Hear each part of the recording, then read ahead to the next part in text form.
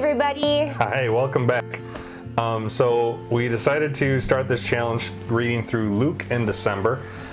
Essentially, if you read a chapter a day, less than 10 minutes, you start December 1st, by December 24th, you would have read the story of Jesus Christ, which is pretty awesome, and then you know why Christmas is an amazing holiday. So this video is going to be about the W's of Luke. So the who, what, where, why, when. Yep. So we're essentially trying to give an introduction to that book, and so we have an understanding as we get into it. So let's start with who wrote the book of Luke. All right, well, the book of Luke was written by a man named Luke, so the book is aptly named after him. That's fair. That is fair. What did Luke do? Pretty sure he was a doctor. Yep. And he was not an eyewitness Yep. to Jesus. So, do you know who he was trained under? Yeah, so Luke, he was saved, we can only assume by Paul, because Paul is the one that mentions him multiple times outside of his Gospels. Actually, in the book of Luke itself, Luke never mentions his name. Same thing with his second book, Acts. He never mentions his own name, so we kind of learn about Luke from other writings, and most of those are from Paul's. So say Colossians 4:14, for example, Paul writes of Luke, Luke, the beloved physician, greets you, as does Demas. So that's kind of how we know he's a physician. What are some interesting facts about Luke? Do you have any? I don't know. No? You don't? All right. Well, you kind of said one. Luke was not a physician, or not a apostle. Well, he was a physician, not an apostle. So he didn't get that. What that really means is he didn't get a chance to witness the life of Christ. What he had to do was go to others to get that account. So not only was he a physician, but he acted as a historian, right? He went out, he researched, he talked to others.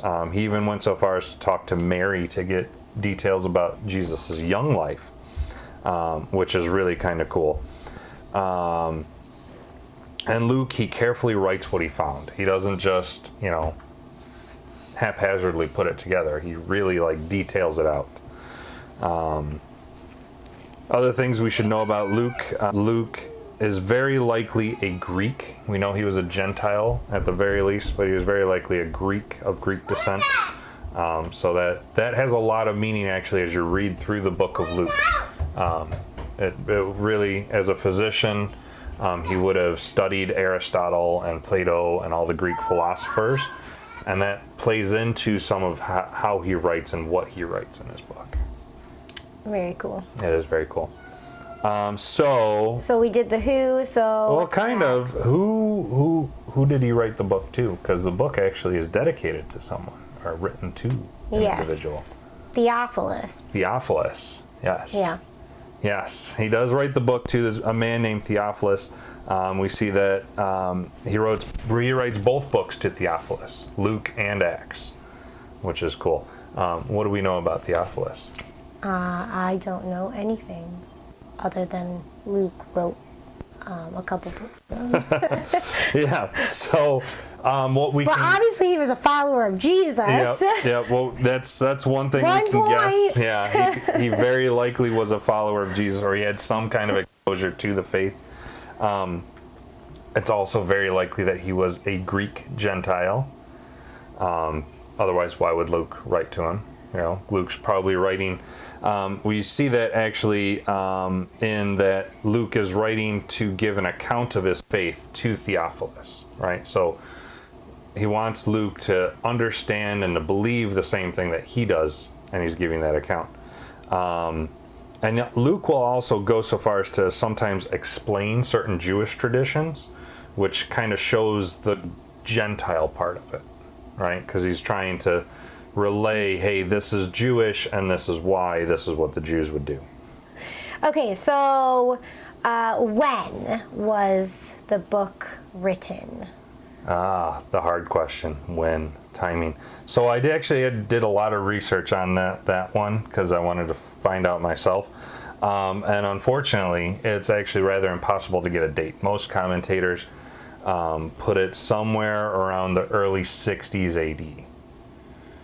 And they kind of say that because if you look at the book of Acts was written before Nero started persecuting the church, which that happened in 64 AD. Right, and the temple was destroyed in 70, Right. And he was making mention of certain things, I believe, Yep. that would show that it was before the temple was destroyed. Yep. Yeah. The way Luke writes as a historian, if the temple was destroyed, he would have mentioned that. Yeah. Because it was for the temple's destruction was fulfillment of Jesus's prophecies. He also mentions that Paul is still alive in the book of Acts, whereas Paul, if Paul had died, he would have mentioned that in the book of Acts as well. And we know Paul died around 64, 65 AD, somewhere around there. So what is Luke about? Well, the subject, very simple, the Lord Jesus Christ. That's what Luke is doing. He's trying to give an account to Theophilus about the Lord Jesus Christ. Luke was going to document the life of Christ from his birth, through his ministry, into his death, resurrection, and afterwards, if you get into the book of Acts and what happens to the early church. Why? Why did he write the book? Oh, the big why. Well, I want to take a look at this very first verse here. Not first verse, but the third verse, Luke chapter 1, verse 3, which reads, "It seemed good to me also, having followed all things closely for some time past, to write an orderly account to you, most excellent Theophilus." I like this quote from Dr. Arnold Fruchtenbaum, who's one of the commentators that I tend to read. And he says, Luke's motivation was that he wanted to communicate the Messiah's life in a way that would appeal to the Greek mindset. So we're going to see how Luke writes for the Greek, for someone with that Greek background, with that, early aged philosophy mindset, which is really kind of cool. And then one of the main concerns with Luke is that he is really appealing to list the life of Christ in a chronological order. What happened, when, in that order. Is there any other interesting facts that we want to share about the book of Luke? I've got a couple more if you don't. Go ahead. You sure? Mm-hmm. All right. One of the really cool things in the book of Luke is that Luke is going to kind of outline how responding to Jesus Christ in faith is an extension of Judaism. It's not a new religion. It's not something, that's different and just coming out, but it's more of, hey, you have Judaism, you have the Torah and the law, the 613 laws, and then responding to Jesus is an extension of that because Jesus fulfills those laws, which is really cool. And another interesting thing in Luke is that Luke is going to show that God's promises extends to all, the Greek, the Jew, the Gentile, the Jew, men and women. Luke is really one of the gospel that takes time to show Jesus' concern for women, which other gospel writers don't do, which I find really cool. Very cool. Yeah. Another quote here from a man, Leon Morris. I really like this one as an introductory to the book of Luke. And he writes, a feature of this gospel is the way God's love is portrayed as active in a variety of ways and among a variety of people. This is not an occasional theme, but one that runs throughout the whole writing. So Luke is always writing about everyone and for everyone. It's very neat. Cool. Any other tidbits? No, I do have a lot of other notes. I'll probably link those in the description box below if you want the full list of Larry notes. We'll put that there. And then we hope that you join us. Comment below if you are, for sure. We'd love to hear your thoughts and opinions on that.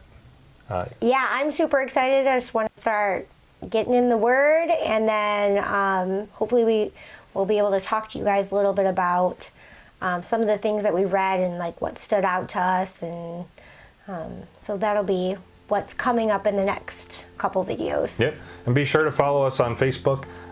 We're going to be doing daily recaps, short summaries of what Emily and I read. We're going to be changing off every other day, so you're not just getting one side of the story, you're getting both of us, which will be really cool. And we hope you join the conversation, and we'll see you in the next one. Bye, guys. Bye.